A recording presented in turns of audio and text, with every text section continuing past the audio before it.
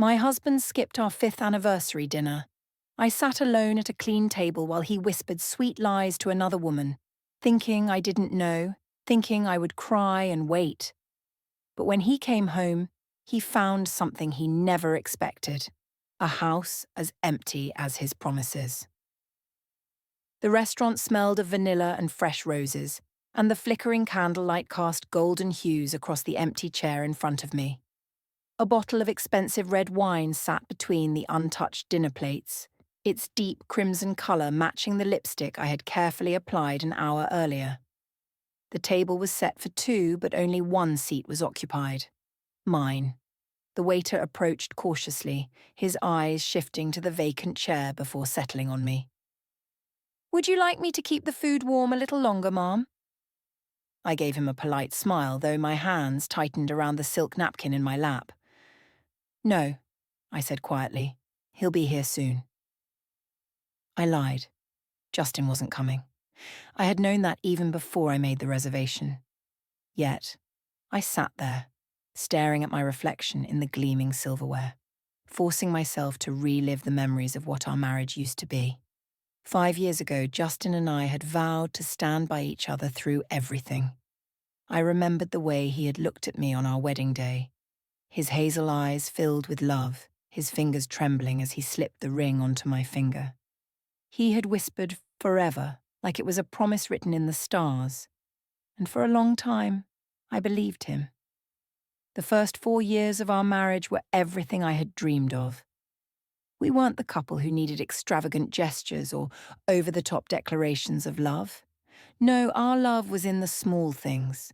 The way he kissed my forehead before leaving for work, the way we danced in the kitchen on lazy Sunday mornings, the way he always reached for my hand in a crowded room. We had built a life together, a life that felt whole even without children. It was a decision we had made early on, not because we didn't love the idea of family, but because we were happy with each other. I never felt like anything was missing until Justin changed. Before everything fell apart, our life had been a rhythm of love and companionship. We had our little traditions: Friday night movie marathons, late night drives to nowhere, the way he always brought me my favourite coffee on busy mornings. He made me laugh in ways no one else could, with that mischievous grin and those ridiculous impressions of my favourite TV characters. Even our fights were short-lived, ending in whispered apologies and soft kisses. We were a team, unshaken by the storms that life threw at us. But what they don't tell you about love is that sometimes it doesn't shatter with a loud crash. Sometimes it fades so slowly that you don't even realise it's slipping through your fingers. It started with small things: missed texts, delayed responses, moments when his attention was somewhere else. At first, I convinced myself it was just stress from work. Justin had always been ambitious, always pushing himself harder than necessary. "Sorry, babe, just a crazy day," he'd say, kissing my temple as he rushed past me toward his laptop. I wanted to believe that was all it was, but then our conversations started to change. They became shorter, more surface level. He stopped asking about my day. The late nights at work became more frequent. The inside jokes we used to share started fading into silence. I caught him staring at his phone more than usual, smiling at messages he never let me see. And when I reached for him in bed, his body felt colder, like he was already somewhere else. One evening, as I was folding laundry, Justin walked into the room still dressed in his office clothes. His tie was loosened, his sleeves rolled up, and he looked distracted. "I might have to travel for work next month," he said casually, tossing his keys onto the table. Something in my stomach twisted. "Where?" I asked, trying to mask my concern. "Just a conference out of state." He barely met my eyes. Justin had never travelled for work in the past 5 years.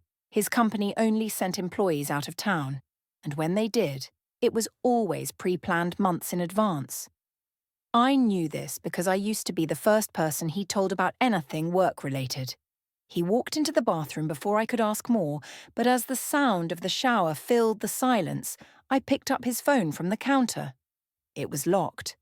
Justin never used to lock his phone. A chill ran down my spine. I put the phone back exactly where I found it, pretending I had seen nothing. But the doubt had already taken root.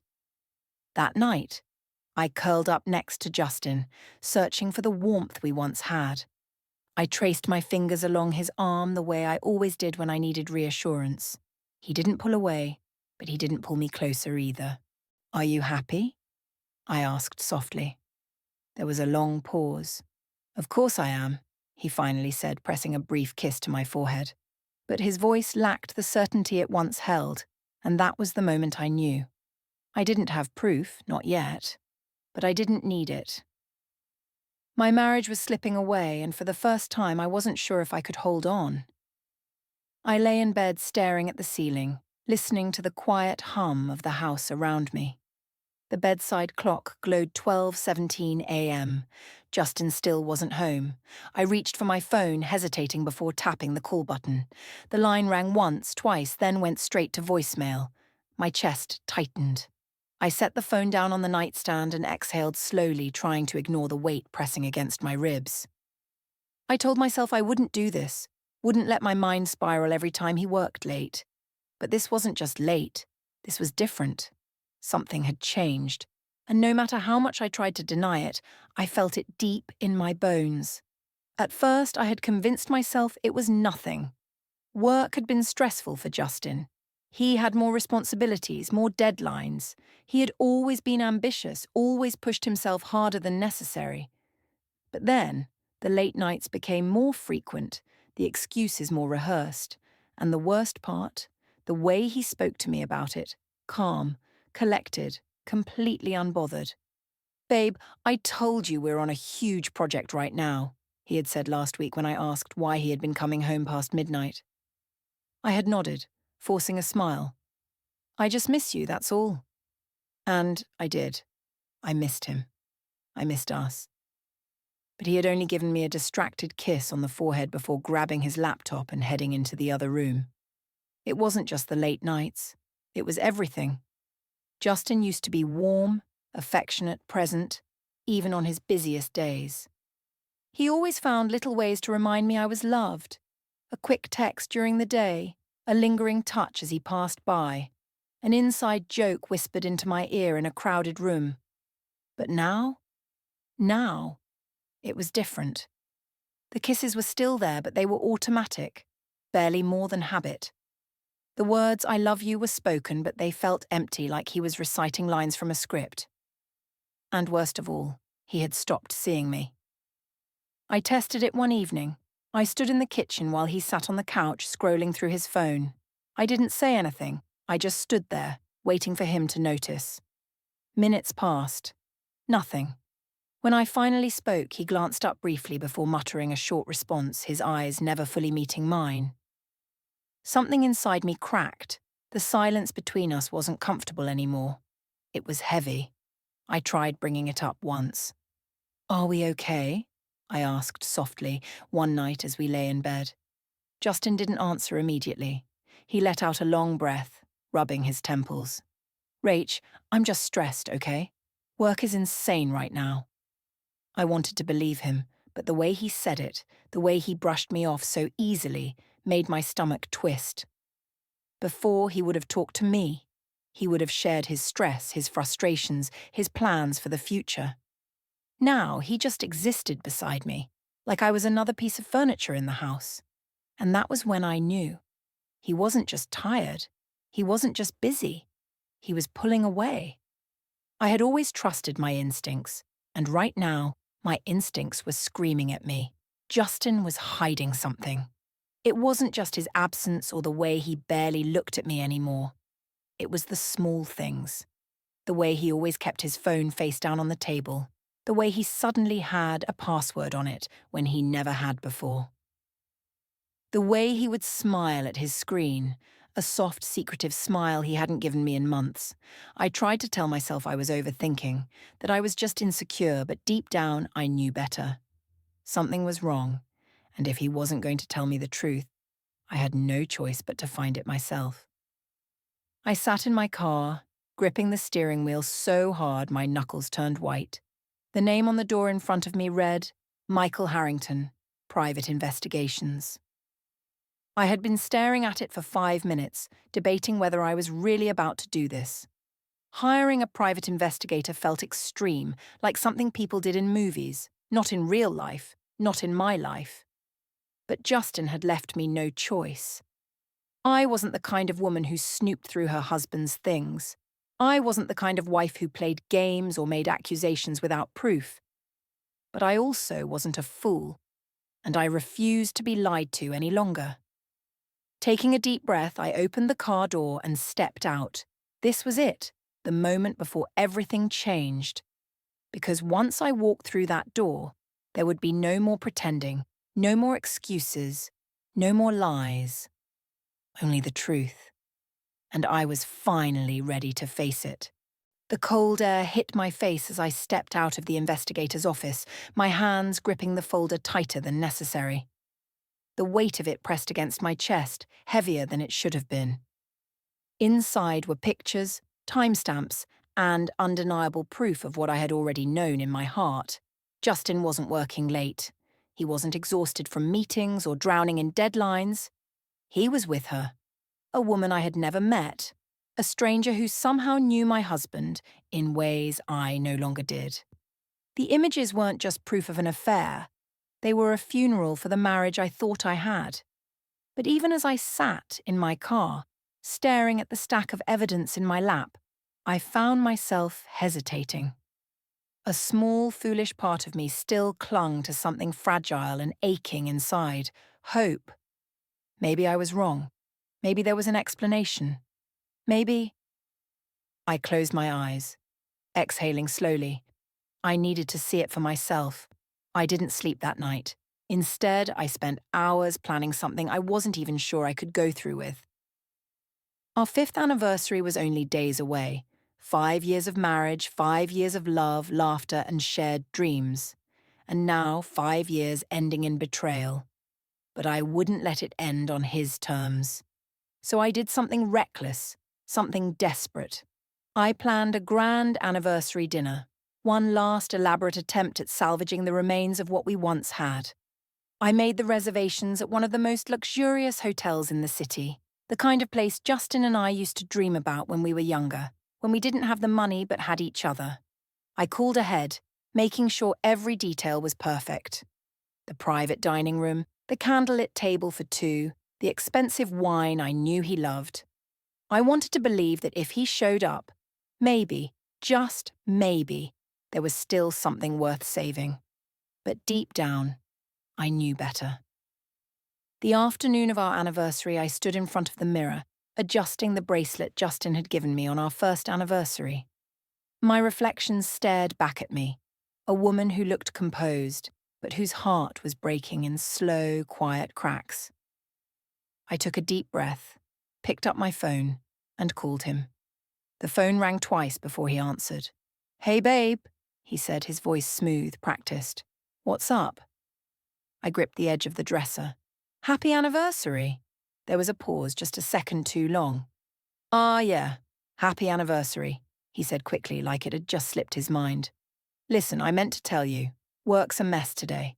I've got this last-minute thing I can't get out of. Can we celebrate later this week?"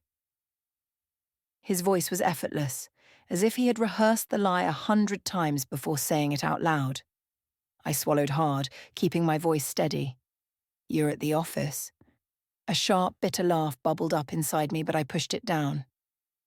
"Okay," I whispered. "I understand." As I did. I understood that he had made his choice. I just hadn't realized until that moment how easy it had been for him. I arrived at the hotel early, my fingers tracing the rim of the wine glass as I sat alone in the candlelit room. The waiter had already come by twice, asking if I wanted to order. I told him I was waiting for my husband, another lie. The restaurant was beautiful, soft music playing in the background, the warm flicker of candlelight dancing across the polished silverware. It should have been romantic. It should have been a night filled with love, laughter, and celebration. Instead, I sat alone, staring at the empty chair across from me, feeling like a ghost in my own life. And then my phone buzzed. I didn't want to look. I already knew. But my hands moved anyway, unlocking the screen, opening the message from the investigator. The first image hit me like a punch to the stomach. Justin, sitting at a dimly lit bar, leaning in close to her. The second image, his hand resting on her thigh. The third, his lips grazing her ear as she laughed. And then the worst one. A video. My breath caught in my throat as I hit play. He was smiling the way he used to smile at me, whispering something into her ear, holding her hand under the table, looking at her like she was the center of his universe. I set my phone down carefully, my hands numb. I had been right all along, and yet nothing could have prepared me for the finality of it. Justin wasn't mine anymore. He hadn't been for a long time.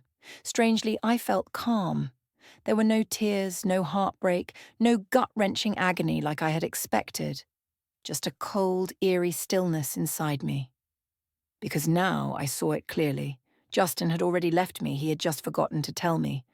The realization didn't hurt as much as I thought it would. It was freeing in a way. The uncertainty was gone. For the first time in months, I knew exactly what I had to do.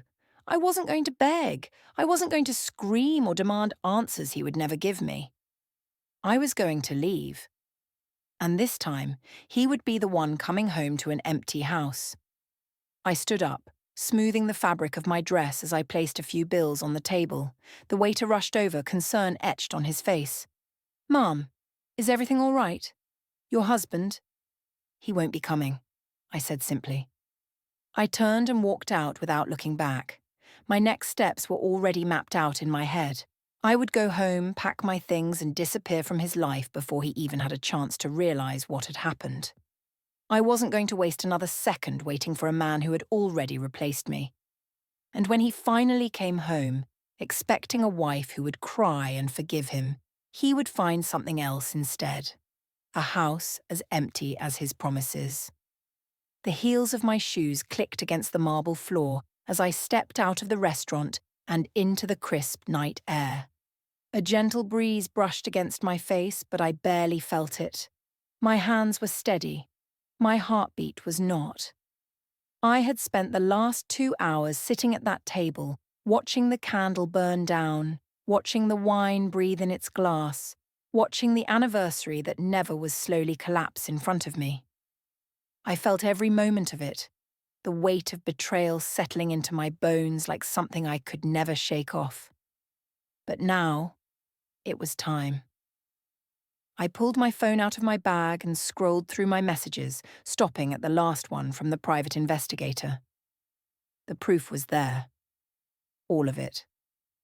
I took a slow breath, my thumb hovering over the screen. One final step, then it would all be over. Sitting at that candlelit table with the soft hum of restaurant chatter surrounding me felt surreal. The sound of wine being poured at nearby tables, the laughter drifting from couples who still had something worth celebrating. But not me. I sat there motionless, staring at the flickering candle in front of me, letting it burn down along with any last delusions I had about my marriage. The food arrived. A steak cooked just the way Justin liked it, a side of roasted vegetables I had ordered without thinking. It sat, untouched, the steam rising in soft curls, filling the space between me and the empty chair across the table. I had thought about reaching for the wine, about numbing the ache in my chest, but I needed to feel this moment. I had to. So I sat there, letting the betrayal sink in, letting the truth settle deep within me, letting go of the woman I had been before tonight. Because once I walked out of that restaurant, I wasn't just leaving dinner, I was leaving him. I had spent months waiting for an explanation that never came, waiting for Justin to see me again, waiting for things to go back to the way they were. I had waited in our home, sitting alone on the couch, staring at the clock as the hours passed and his excuses grew thinner. I had waited for him to tell me the truth, even though I already knew it. I had waited for him on our anniversary at a table set for two, hoping against all logic that he would show up. But I wasn't waiting anymore. I had cried my last tear for this man, and now all that was left was action. I reached into my bag, my fingers closing around the envelope I had prepared before coming here. The divorce papers, already signed, already final. I wasn't going to ask for explanations. I wasn't going to beg for closure. I was going to take it. I scrolled through the messages from the private investigator one last time. The images weren't blurry, weren't vague or misleading. They were undeniable. Justin's hand on her back, guiding her into the restaurant, his fingers grazing her cheek, the way he leaned in close, smiling, whispering something into her ear, words that used to be mine, and then the video, a short clip, no more than 20 seconds, but it was enough. Enough to destroy any remaining doubt. Enough to end whatever was left of my marriage. I clicked the download button, saving the files onto my phone. A cold calm settled over me. There would be no yelling, no dramatic confrontation, no tearful goodbyes. Justin had already made his choice. Now I was making mine. I opened our text thread, the same one that had once been filled with love notes, inside jokes, and midnight confessions. Now, it was empty. Just a few brief, impersonal exchanges, a reminder of how far we had drifted. My hands didn't shake as I attached the photos and video. I didn't hesitate as I typed the message. Happy anniversary, Justin. Consider this my gift to you. I hit send, then sat back, watching as the message was delivered. For a moment, nothing happened. Just silence. Then, 3 dots. He was typing. But I didn't stay to read whatever excuse he was scrambling to come up with. I didn't care anymore. I put my phone on silent, slipped it back into my bag, and stood up. Justin could deal with his mistakes alone. The night air was crisp as I stepped out of the restaurant, the city lights stretching endlessly before me. I breathed in, letting the coldness settle inside me. I wasn't just leaving dinner. I was leaving the life I had built with him. I had made sure of it before I came here tonight. I had packed everything I needed. My clothes, my important documents, the pieces of myself that weren't tied to him. By the time Justin walked into our home tonight, expecting to explain away the undeniable, expecting to smooth talk his way out of the truth, he would find something else entirely. An empty house. No pictures on the walls, no clothes in the closet, no familiar scent of my perfume lingering in the air. Just silence. Just the hollow echo of the life he threw away. And when he called me, panicked, scrambling for an explanation, desperate for damage control, he wouldn't find me. I had already gone. Justin pulled into the driveway, his heart pounding so hard it nearly drowned out the hum of the engine. The porch light was off, and the windows were dark. Something felt wrong. He cut the ignition and sat still for a moment, gripping the steering wheel, trying to steady his breath. His phone was still in his lap, the last message from Rachel burning in his mind. Happy anniversary, Justin. Consider this my gift to you and attached to it. The photos, the videos, the evidence. He had barely been able to process what he was seeing when he excused himself from the table at the restaurant, his hands shaking as he fumbled for his keys. He had whispered some pathetic excuse to the woman sitting across from him, barely hearing himself speak.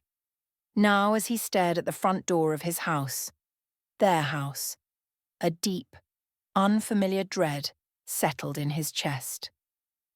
He had expected Rachel to be home, waiting, angry, demanding answers.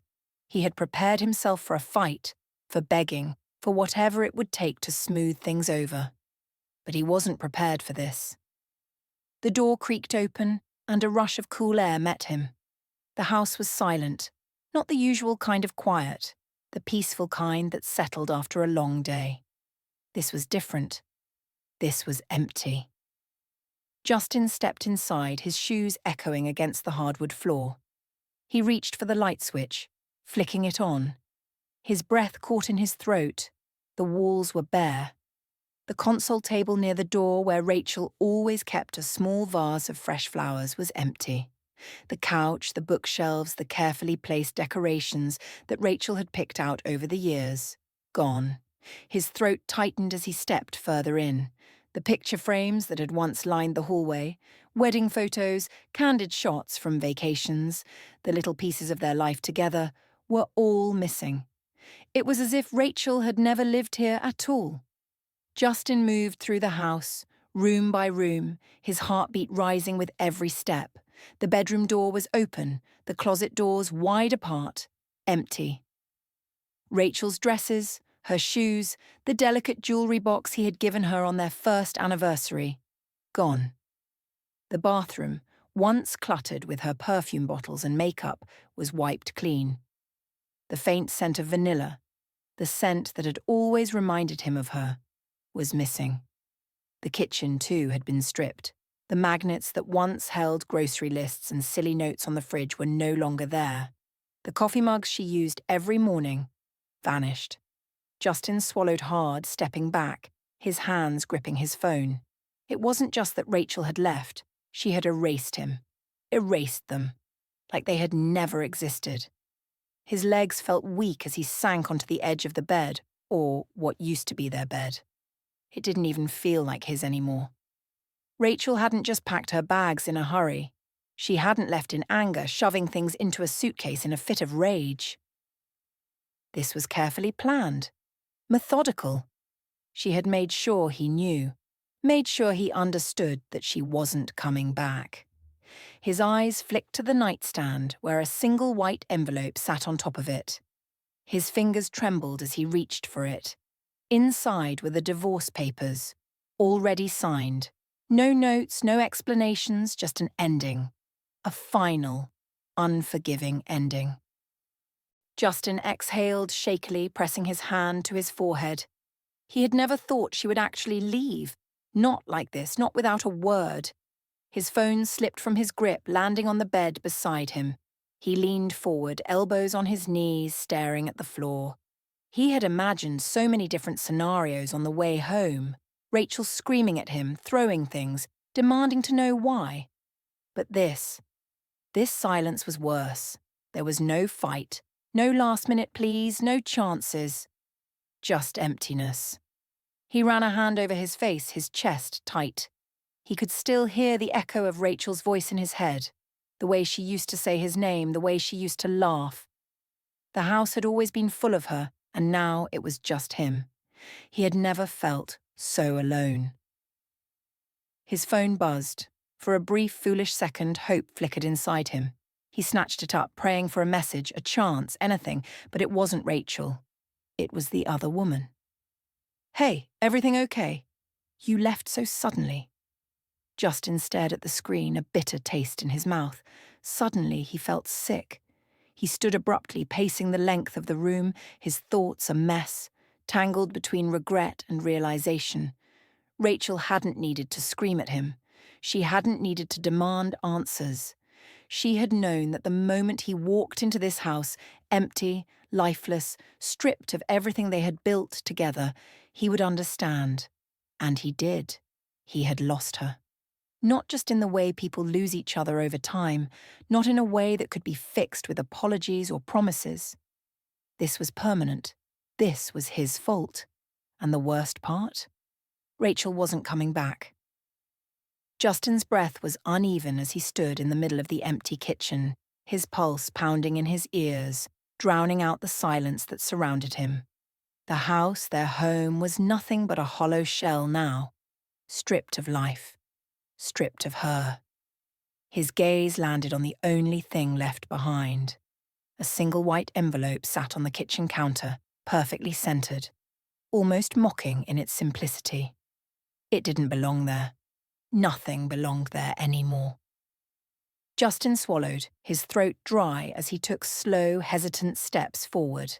His hands trembled slightly as he reached for the envelope. His fingers brushed against the smooth paper. A part of him wanted to leave it untouched, to pretend it wasn't real. But it was real, just like the ache settling in his chest, just like the unmistakable void surrounding him. He exhaled sharply and tore the envelope open. The first thing he saw was the divorce papers. His name, her name, the marriage they had built now reduced to a few printed pages waiting for his signature. He let out a shaky breath, flipping through the documents. She had already signed them. No questions, no second chances. It was over. His eyes flickered to the second item. A USB drive, small and unassuming, but he knew what it held. The evidence. Proof of everything he had tried to hide, everything he had told himself didn't matter. A sick feeling coiled in his stomach. He didn't need to plug it in to know what was inside, the videos, the photos, the receipts of his betrayal. Rachel hadn't confronted him. She hadn't screamed or cried. She had simply collected every piece of his dishonesty and left it for him to face alone. Justin's fingers curled around the drive before he set it down next to the papers. His heart was hammering against his ribs. And then he saw the final item. A small handwritten note folded neatly. He unfolded it, his eyes scanning the familiar slant of her handwriting. Happy anniversary. Consider this your last surprise. The words stared back at him. No anger, no emotion, no plea for an explanation, just finality. Justin read it once, then again. His chest tightened. It wasn't the words themselves that shattered him. It was what they meant. Rachel was gone, not just in the sense that she had packed her things and left. She had walked away from him completely. No fights, no begging, no desperate attempts to fix what was already broken. She had let go of him like he was nothing, like their 5 years together had meant nothing. Justin's hands clenched the paper, but there was no satisfaction in crushing it. No undoing what had already been done, because he had done this. He had made her feel replaceable, and now she had returned the favour. Justin staggered back, pressing a hand to his forehead. His mind was racing, a tangled mess of regret, disbelief, and something far more painful. Realization. She had really left, and she wasn't coming back. The truth crashed over him in waves, each one heavier than the last. Rachel had been his constant, his safe place, his home, and he had treated her like an option. He had spent the night whispering empty promises to someone else, not realizing that his wife, the woman who had stood by him, loved him, fought for him, was already making sure she wouldn't be there when he got back. He had chosen wrong, and now he was left with nothing. Justin clenched his jaw, his body rigid with the weight of his choices. He should call her. He should do something. But as he stared down at the divorce papers, at her signature etched neatly at the bottom, he knew there was nothing left to say. The silence in the house was suffocating. It pressed against him, filling every corner, every inch of space where Rachel had once been.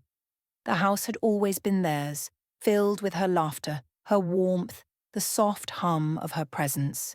Now it was just walls and furniture, a place stripped of meaning. He moved to the living room, his eyes scanning the bare walls, the empty shelves. His fingers hovered over the spot where their wedding picture used to hang. She had taken everything, everything except the weight of what he had done. Justin exhaled shakily, sinking onto the couch. It was too late. She had given him chances, given him time, and he had wasted every second of it. For the first time in his life, Justin felt the true sting of consequences, not the kind he could fix with an apology, not the kind he could smooth over with excuses. This was permanent. Rachel had walked away from him the same way he had walked away from their marriage, without hesitation. And now he was left with the bitter truth. She had moved on, and he would have to live with the fact that she had been right to. Justin sat there for what felt like hours, staring at the papers in front of him, at the life he had taken for granted, at the love he had lost. His phone buzzed, snapping him out of the daze. He grabbed it, his heart racing. For a split second, hope surged through him, but it wasn't Rachel. It was the other woman. "Hey, everything okay?" "You left so suddenly."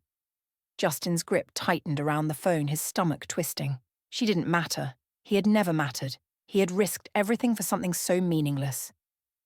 Number now he had lost the one person who had truly loved him. His chest ached as he stared at the message. Rachel wasn't going to forgive him. Rachel wasn't going to come back. Rachel had already moved on. And for the first time, Justin truly understood. This wasn't just a breakup. This was his ending.